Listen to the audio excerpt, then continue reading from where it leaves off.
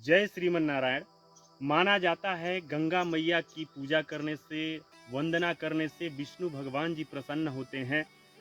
जब गंगा मैया स्वर्ग पर निवास करती थी और धरती पर जिस दिन अवतरित हुई थी, उस दिन ज्येष्ठ मास की 10वीं तिथि थी। इसलिए उस दिन को गंगा दशहरा के रूप में मनाया जाता है। गंगा दशहरा के दिन भक्तों को गंगा मैया की पूजा अर्चना के साथ दान पुण्य करने का भी विधान है। इस दिन सत्तू, मटका, हाथ का पंखा, जिसे हमारे क्षेत्रीय भाषा में बेनवा के रूप में जाना जाता है, उसे दान करने पर दोगुना फल प्राप्ति का विधान बताया गया है। गंगा दशहरा के दिन जो व्यक्ति गंगा नदी में स्नान करता है, वह 10 प्रकार के पापों से मुक्त हो जाता है। पर स्त्री गमन, चोरी करना, हिंसा, असत्य भाषण, चुगली करना, दूसरों को हानि पहुंचाना, किसी की बुराई करना, झूठा आरोप लगाना, गाली देना इत्यादि सभी पाप नष्ट हो जाते हैं। इस दिन पवित्र गंगा नदी में स्नान करने और दान करने से कई महायज्ञों के बराबर फल प्राप्ति का विधान बताया गया है।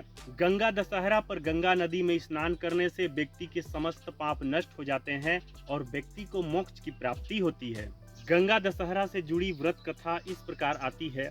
जब राजा भागीरथ ने अपने शापित आत्माओं को शुद्ध करने के लिए गंगा मैया को धरती पर उतारा था, गंगा मैया धरती पर अवतरित होने से पूर्व स्वर्ग पर ब्रह्मा जी के कमंडल में निवास करती थी। गंगा मैया का वेग इतना तीव्र था कि धरती पर सतह पर रोक पाना गंगा को मुमकिन नहीं था। तब राजा भागीरथ ने गंगा जी के कहने पर भगवान भोलेनाथ की तपस्या की।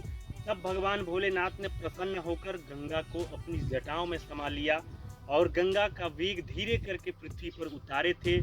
स्कंद पुराण में गंगा दशहरा के दिन स्नान और दान का विशेष महत्व बताया गया है कि गंगा दशहरा के दिन केवल गंगा नाम का स्मरण करने से व्यक्ति के समस्त पापों का नाश हो जाता है। गंगा दशहरा के दिन गंगा मैया का पूजन करने के लिए अपने नित्य कर्म से निवृत्त होकर गंगा जल में स्नान करें। अगर गंगा नदी में आप स्नान नहीं कर सकते हैं तो नहाने के पानी में गंगा जल मिलाकर स्नान करें, तो भी आपको गंगा नदी में स्नान करने के बराबर ही फल प्राप्त होता है। स्नान करने के बाद में 1 लोटा जल में गंगा जल मिलाकर सूर्य को अर्घ दें, सूर्य को जल चढ़ाएं। ओम श्री गंगे नमः मंत्र का उच्चारण करते हुए गंगा मैया का ध्यान करें, पूजन करें।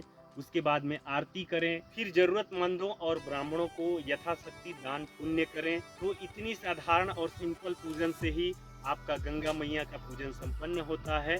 जय श्रीमन नारायण, जय श्री हरि।